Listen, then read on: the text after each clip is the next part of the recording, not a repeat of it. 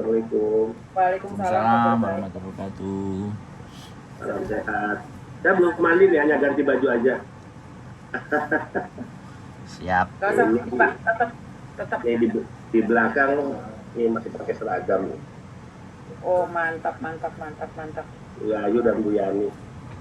Saya perkenalkan ya, walaupun belum dimulai, Ya. Bu Yani ini beliau adalah direktur penempatan untuk non pemerintah ya Oke. untuk kawasan Asia Afrika. Nah, Ibu Yayu ini kepala Biro Hukum yang mempersiapkan, merancang semua regulasi yang dikeluarkan oleh Badan Perlindungan Pekerja Migran Indonesia. Oke. Demikian sepintas. Salam Oke. kenal, Bayu. Oke. Ini orang lain dimasukin atau enggak, Bro? Enggak usah ya. Nggak Kita usah. fokus perkenalan sama Bapak dulu ya. Sama Bapak saja. Oke, soalnya kita pengen kenalin Bapak dulu ke masyarakat karena yang di Hongkong sudah nunggu nih. Siap. Oke, kita mulai ya, Bro ya. Siap. Bentar, Pak rekod dulu sebelum tak masukin. Recording in progress. Ya Tuhan ampun aku berkati itu. Sebentar. Oleh semua sudah nunggu ini. Sudah nunggu bertemu dengan Bapak. Bapak kita ini Maria. Ya, Bapak kita. Ini pertama kali Bapak kita ini.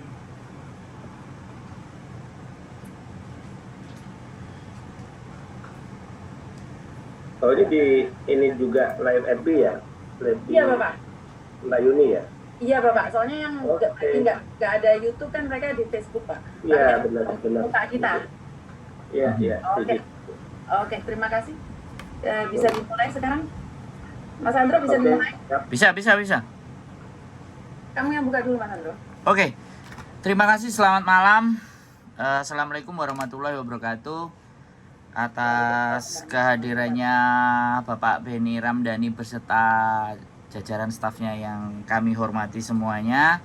Ini hadir di live-nya Miss Uni TKW Hongkong dan kebetulan saya bagian adminnya dan support segala sesuatu dalam konten, dalam apapun sampai hal-hal ya memang kita berdua timnya. Nah, Miss Uni yang selalu tampil di bagian depan karena pengetahuan dan experience-nya terhadap PMI atau kiprahnya di teman-teman yang ada di Hongkong ini mulai dari hukum, terus agent, staff dan semuanya Miss Uni lebih mumpuni kualitas pengetahuannya. Dan hari ini kami sangat berbahagia ketika Bapak Benny dari BP2MI selaku pimpinannya bersedia hadir untuk datang ke dalam Zoom kita kali ini untuk berbicara mengenai persoalan-persoalan dan permasalahan-permasalahan yang muncul yang ada khususnya di Hongkong. Nah, karena kita domisilinya ada di Hongkong. Saya rasa perkenalannya seperti itu saja dan saya sendiri namanya Sandro dan ada channel YouTube-nya dan kebetulan saya juga founder pendirinya komunitas YouTuber Hongkong di Hongkong. Begitu perkenalan dari kami. Untuk selanjutnya Miss Uni mau bagaimana dilangsungkan? Betul. Bapak secara langsung mungkin saya sudah berbicara dengan Bapak, cuman untuk menyapa teman-teman yang ada di Hongkong ini semua ingin lebih tahu Bapak itu siapa sebenarnya. Siapa sih Bapak ini? Jadi saya butuh perkenalan dari Bapak dan visi misinya Bapak itu apa sih? Bapak itu kan terkenalnya di Jepang sama di Korea, maaf ya Bapak ya. Iya. Tapi di Hongkong ini masih dengar iya, tahu tidak, dan suasananya itu nggak nyaman saat didengar. Tapi setelah Bapak memberikan live itu baru mereka itu datang nimbrung di Bapak. Ternyata seperti ini loh. Tapi kan saya karena sih katanya nih, saya ingin tahu Bapak secara langsung. Boleh diperkenalkan diri Bapak? Terima kasih. Oke, Mbak Yuni ya, kemudian Mas Sandro. Siap. Dan juga para pekerja migran Indonesia yang sedang mengikuti live FB-nya Miss Yuni. Selamat malam ya, salam sejahtera untuk kita semua. Insya Allah kita sehat selalu ya. Siap. Ini adalah live yang menurut saya satu kehormatan nih, unik, dan tentu ini adalah kesempatan yang berharga karena kami ingin selama ini bagaimana program-program BP2MI bisa diglorifikasi, kemudian juga bisa sampai kepada para PMI, sebetulnya apa sih yang dilakukan negara ini kepada para pekerja migran Indonesia? Sejauh mana kerja-kerja dan program itu apakah dinilai bermanfaat atau tidak, itu penting. Sehingga ketika saya memimpin BP2MI, tepatnya saya masih ingat ya, dilantik oleh Presiden di Istana tanggal 15 April 2020. Setelah pelantikan, saya diminta ke satu pojokan, ya, ada Pak Pratikno, kemudian ada Pak Presiden, istri saya nggak boleh mendekat, anak saya nggak boleh mendekat, ya kalau istri. Presiden hanya menekankan pada saya, Mas, tolong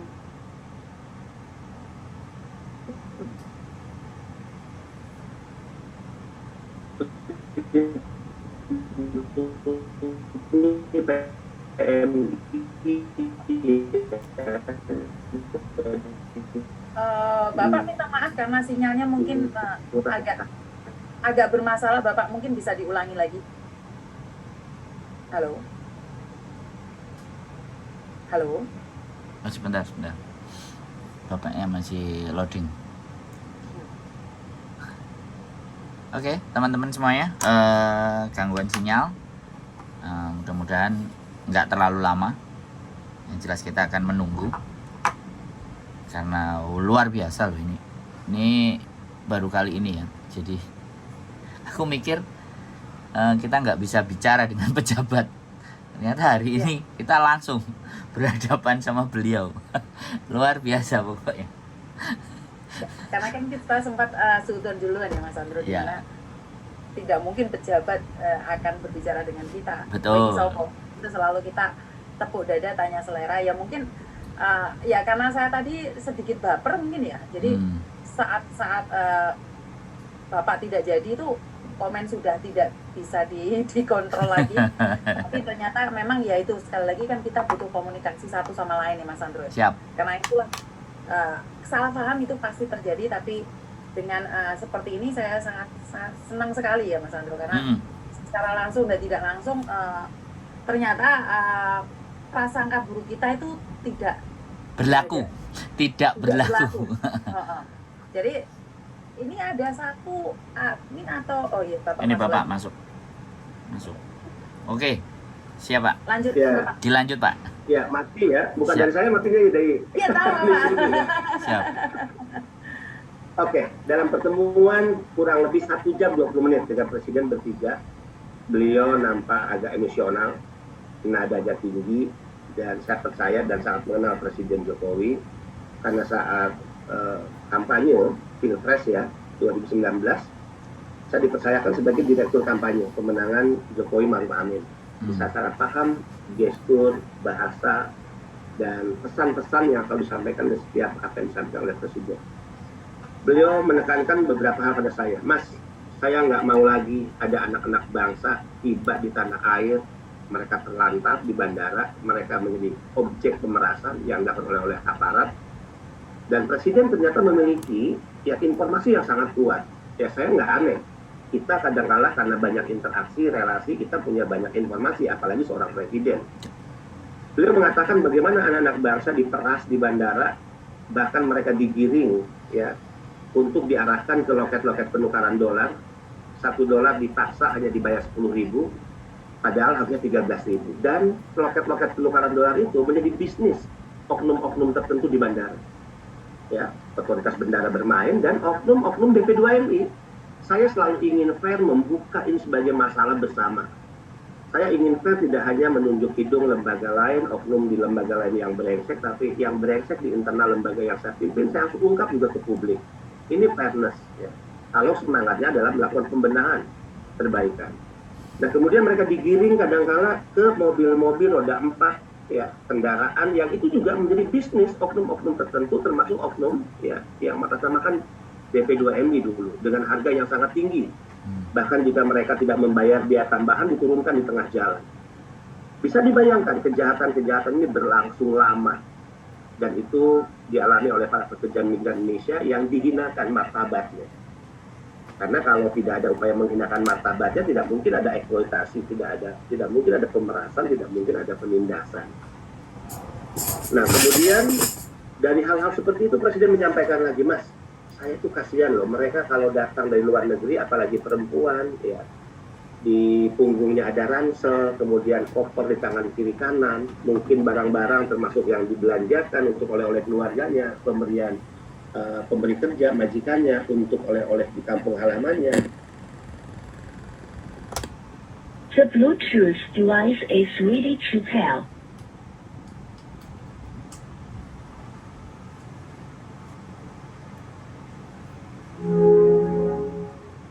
外音模式。 Karena mereka terlantar ya, misalnya mau berangkat 4 jam nunggu di bandara, mereka harus mampir di mana gitu ya. Sementara ada orang-orang terhormat punya lounge, punya tempat istimewa, punya tempat rehat, fasilitasnya istimewa dan segala macam lah, baik berangkat maupun tiba. Presiden langsung perintah kepada saya, Mas, bangunkan lounge untuk pekerja migran Indonesia. Kita ingin mereka adalah orang-orang yang memiliki martabat dan dihormati oleh negara. Mas, tidak hanya itu, berikan fast track agar mereka tidak perlu berantri-antrian panjang, berdesak-desakan, berikan jalur khusus sebagaimana yang dinikmati oleh para ofisial diplomatik. Ya. Presiden berpikirnya jauh, ya, visioner. Termasuk, Mas, saya itu sering dengar kalau mereka berangkat itu dari mana uangnya. Ayo ya, para pekerja migran. Dulu kalau kita mau berangkat nggak punya uang, itu kemana? Pasti minjam ke rentenir. Bunganya berlipat ganda, ya.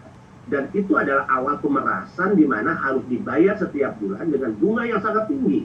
Dan tidak sedikit pekerja kita hanya habis uangnya, ya, untuk kebutuhan di luar negeri dan juga membayar hutang. Boro-boro misalnya menyisakan uang untuk keluarganya atau untuk menabung. Kalau tidak pinjam ke rentenir, dia menjual harta milik keluarganya.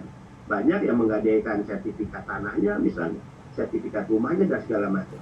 Apa perintah Presiden? Mas, putus mata rantai itu. Nah, sehingga muncullah kebijakan KTA BNI, walaupun nih KTA BNI ini menyelamatkan, tapi selalu ada upaya untuk menyalahgunakan. Muncullah operasi, ada KUR PMI, ya. Nah, saya ingin jelaskan misalnya tentang kebijakan dulu ya. KTA BNI itu bunganya 40, plafonnya 40 juta. Itu bisa diambil. Siapa yang mau berangkat, jangan berpikir menjual harta, menggadaikan sertifikat, barang milik keluarga, jangan pinjam ke rentenir, kita putus mata rantainya, dan bank menyediakan uang pinjaman dengan bunga 11% KTA. Waktu itu belum ada KUR. Karena KUR masih dalam tahap perjuangan yang saya lakukan, saya sedang melawan sebuah sistem korup di KUR masa lalu. Nah, ini saya buka juga nih, KUR TKI masa lalu itu KUR koruptif. KUR yang pasal-pasalnya diselundupkan pihak tertentu yang berbau penindasan. Seperti apa misalnya? Dulu ada KUR TKI, ya. Tapi di peraturan Menko dulu, makanya saya marah, bagaimana negara bisa menyelundupkan pasal yang melakukan penindasan kepada PMI secara sistemik. Dulu ada sistem channeling and linkage di peraturan Menteri, ya, Keuangan, Menteri Ekonomi. Nah, artinya PMI ternyata tidak bisa langsung pinjam ke bank karena channeling and linkage dulu, atau TKI zaman itu. Yang bisa minjam ke bank karena sistem linkage and channeling adalah koperasi simpan pinjam. Nah, ini kan persekongkolan jahat yang melibatkan aparatur negara, namanya KUR TKI, tapi anehnya TKI nggak bisa minjam langsung ke bank, dibatasi, ditutup pintunya. Yang bisa adalah koperasi simpan pinjam. Ketika koperasi simpan pinjam minjam uang ke bank, bunganya otomatis 6% karena KUR. Tapi ketika koperasi simpan pinjam meminjamkan ke PMI atau TKI, bunganya menjadi 30%, bahkan 40%. Ini kejahatan yang terstruktur dan sistematis dinikmati begitu lama dan melibatkan oknum-oknum yang ada di kekuasaan. Nah, sehingga saat launching KTA BNI, saat launching KUR PMI, saya berani mengatakan, dan jejak digitalnya masih ada, saya katakan, say goodbye para rentenir, pesta pora kalian sudah berakhir, dan ini adalah kemerdekaan para pekerja migran Indonesia. Sebetulnya memotong mata rantai rentenir, ijon rantai, dan menyelamatkan PMI untuk tidak menjual harta keluarga, menggadaikan kekayaan mereka, dan tidak meminjam ke rentenir. Kemudian, problem terbesar PMI adalah, ya, kita ini punya undang-undang, Yuni, Sandro, undang-undang 39/2004 dulu ya.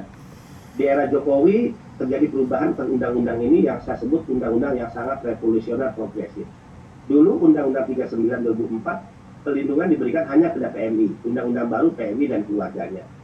Dulu pelindungan kepada PMI hanya diberikan selama dia bekerja di luar negeri. Undang-undang baru sebelum bekerja sudah dilindungi, selama bekerja sudah dilindungi, dan setelah bekerja dilindungi. Dan perlindungan itu adalah ekonomi, sosial, dan hukum. Nah, kalau baca Undang-Undang 18/2017 itu ada pasal 30 ayat 1, bisa dibaca oleh kita semua untuk edukasi. Disebutkan pekerja migran Indonesia tidak dapat dibebani biaya penempatan. Strict, ya, terang benderang, ya, redaksinya. Saya cari pasal-pasal lain, apa sih yang dimaksud pekerja migran Indonesia, siapa aja sih mereka, sektor jabatan apa saja, dan yang ada bekerja di mana saja. Tidak ada yang menjelaskan siapa mereka, yang bekerja di mana, sektor mana saja. Berarti, finally, memahami undang-undang itu, saya memahaminya bahwa seluruh pekerja migran Indonesia, siapa? Yaitu yang setiap tahun berangkat 270.000 ke negara-negara penempatan. Tidak dapat dibebani biaya penempatan. Apa saja sih biaya penempatan itu? Medical check up, ya, paspor, visa, biaya pelatihan yang sangat tinggi, ya. Kemudian sekarang ada tes psikologi, ya. Kemudian ada SKCK, kemudian juga tiket untuk berangkat. Nah, kalau kita ingin konsisten terhadap undang-undang itu, yang berangkat nih dengan undang-undang itu berlaku tahun 2017, itu kan artinya jauh sebelum saya memimpin. Tidak boleh dibebani biaya penempatan. Pertanyaannya adalah, tidak dijelaskan oleh undang-undang itu, kalau dia harus dibebaskan, menjadi tanggung jawab siapa? Itu kan? Apakah negara yang mengambil alih tanggung jawab itu atau kepada pemberi kerja? Nah, karena ketidakjelasan itu, saya mengambil langkah sejarah, memberanikan diri, mengeluarkan peraturan badan tentang pembebasan biaya penempatan. Belum kepada semua pekerja, ya tentu kalau pekerja mandiri, yang di kilang minyak, yang di industri besar, ya kan, itu menjadi urusan yang kita abaikan dulu, tapi saya fokus kepada 10 sektor pekerjaan yang rentan eksploitasi. Pekerja rumah tangga, pekerja yang di perkebunan, ya, petugas kebersihan taman, penjaga anak, pengasuh anak, penjaga lansia, ya, kemudian juga driver, keluarga, mereka yang kerja di laut lepas. Itu yang kita bebasin. Nah, ini ingin saya clearkan karena Hongkong ribut dan bahkan ada PMI yang diprovokasi seolah-olah kebijakan itu menghambat penempatan, ya. Nah, ini saya paham dimainkan oleh sindikat-sindikat, ini dimainkan isunya oleh agensi-agensi, ini dimainkan oleh P3MI. Karena begini, kalau aturan ini diterapkan, P3MI kehilangan keuntungan. Yang biasanya dia ngambil banyak, memakan uang dari PMI, dengan dibebaskan biaya, maka keuntungan dia berkurang. Ya, apakah biaya yang dibebankan oleh kepada negara atau kepada pemberi kerja. Nah, negara nggak punya uang, Mbak Yuni, akhirnya keputusan ini kita bebankan kepada pemberi kerja. Hai pemberi kerja, yang dulu ya lo bebankan kepada PMI saya, termasuk tiket pesawat, termasuk biaya medical check up, kemudian biaya pelatihan, sekarang lo tanggung, gitulah kasarnya ya. Sekarang lo tanggung. Gua nggak mau tuh dibebankan ada PMI gua lagi lah. Udah kasihan mereka ini rentan eksploitasi, kemudian hanya untuk berangkat ke luar negeri, lo bebankan pada pekerja kita. Nah dulu karena dibebankan kepada PMI, P3MI ini kan main nih, ngasih utang-utangin duit, gitu. Nah dengan dibebankan kepada pemberi kerja, maka si P3MI kan udah nggak bisa meminjamkan uang kepada PMI. Itulah ketakutan terbesar mereka. Makanya saya sering guyon kepada para P3MI. Hei para pengusaha, lo jangan mikir untung melulu, di otak lo jangan duit melulu. Negara udah mengatur loh, setiap satu orang berangkat lo punya keuntungan 1 bulan gaji. Kan begitu ya Mbak Yuni? Mereka kan 1 bulan gaji keuntungan, terus kalau 1 bulan gaji lo nggak anggap cukup, kemudian lo memeras lagi mereka dengan pura-pura minjamin, tapi lo makan uang riba, uang bunga yang sangat tinggi, setiap bulan gajinya dipotong, dan keuntungan sebesarnya lo makan, lo nggak berpikir kemanusiaan kalau begitu. Nah ini kan perlawanannya kenceng nih terhadap peraturan badan ini. Sehingga ketika teman-teman PMI terprovokasi, saya jelaskan. Teman-teman, saya itu berniat membebaskan kalian agar kalian tidak dibebani biaya. Mau nggak? Mau Pak. Kalian mau nggak biaya-biaya yang kalian tanggung sekarang ditanggung oleh orang lain? Mau Pak? Ya kenapa? Yang dimaksud zero cost itu, ya itu membebaskan kalian agar tidak dibebani biaya. Kita bebankan kepada para majikan. Taiwan berhasil, Mbak Yuni. Jejak digital saya di Facebook bisa dilihat. Saya buka nih seterang benderang. 14 kali pertemuan memaksa saya, membujuk saya agar saya tidak memberlakukan Perban 09 ya 2020 tentang pembebasan biasa penempatan di Taiwan. Pertemuan terakhir ke-14 saya sudah sampaikan, bisa jejak digitalnya. Saya dilobi oleh ya apa itu sebenarnya ketua apa Teto ya Bu, ketua Teto Taiwan. Saya dilobi di salah satu hotel, di salah satu kamar ya. Dan ketika dia minta saya pertemuan 2 orang di kamar, saya minta direktur saya untuk dampingi saya. Anda berdiri, saya bilang di luar kamar, jangan terjadi sesuatu kepada saya. Ya, apa yang dia bujuk, jangan diberlakukan kepada Taiwan. Nanti Pak Beni saya pertemukan dengan agensi se-Taiwan. Nah, kalau dipertemukan dengan agensi itu apa maksudnya? Paling bujuk rayu, ya, paling tawaran sesuatu, ya, agar peraturan itu tidak diberlakukan di Taiwan. Tapi Joint Working Group yang dipimpin oleh Kemnaker, delegasi Taiwan saat Jun dipimpin oleh Wakil Menteri Tenaga Kerja, saya kencang bicara, saya keras atas nama dignity negara. Saya katakan kepada Wakil Menteri Tenaga Kerja, Saudara Wakil Menteri Tenaga Kerja, jika Anda tidak setuju dengan peraturan yang kami buat, maka saya juga atas nama Indonesia berhak untuk tidak setuju atas peraturan yang Anda buat. Dan jika kita ingin membangun hubungan bilateral antar negara, kerjasama yang saling membutuhkan antar negara, maka kita harus duduk sejajar. Tidak boleh Anda memandang remeh kami dan menganggap kami sebagai orang yang membutuhkan lapangan kerja di Anda. Tapi Anda juga harus fair untuk menyatakan bahwa negara Taiwan membutuhkan para pekerja di negara kami. Nah, ini yang ingin saya ajarkan kepada teman-teman Kemlu juga. Ayo dong, please, jangan bermental inlander kalau berhadapan dengan ketidakadilan yang dilakukan oleh agensi di satu negara. Maka tembak negara itu, tembak pemerintah itu, tembak agensi ya dari negara itu. Jangan kita bermental pengemis, saya katakan. Nggak boleh. Kita masing-masing punya kedaulatan. Nah, akhirnya saya tuntut Taiwan.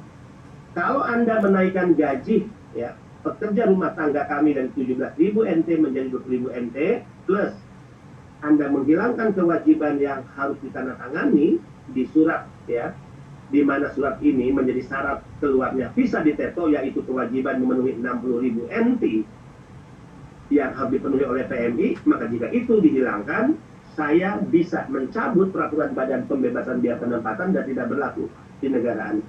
Apa yang terjadi? Taiwan akhirnya menaikkan gaji, ya, ini pasti sudah tahu, dari 17.000 menjadi 20.000 NT, dan nah ini juga penting untuk teman-teman Hong Kong mungkin karena yang tahu kan Taiwan. Ini jahat Mbak Yuni, dulu itu ada formulir yang dibawa nih kalau saya bekerja, dibawa ke Teto, yang formulir itu menjadi syarat keluar tidaknya visa. Di formulir itu, ya, saya harus menandatangani persetujuan bahwa saya dikenakan 60.000 NT. Itu 32 juta. Ini gila nggak saya katakan? Dan negara ini diam. Penyelenggara negara di Republik ini diam menikmati kejahatan sebuah sistem yang sangat menindas kepada anak-anak bangsanya. Saya enggak, saya lawan. Ya. Nah, 60.000 NT itu apa? 60.000 NT itu adalah fee agency. Jadi jasa untuk membayar agensi. Nah, saya katakan kepada Taiwan dengan logika yang akhirnya bisa diterima. Kalau PMI mau menggunakan jasa agensi, saya katakan, itu bukan berarti dia menandatangani ketika dia masih di wilayah Indonesia. Biarlah itu menjadi kesepakatan mau atau dia tidak dia menggunakan agensi setelah dia tiba di Taiwan. Kan gitu logisnya. Kedua, fee agency ini ibarat dokter, saya katakan, jasa perusahaan ini. Kalau saya sakit, merasa kurang enak badan, saya datang ke dokter. Saya akan menggunakan dokter untuk memeriksa sakitnya saya itu apa, diagnosisnya, kemudian advisnya apa, maka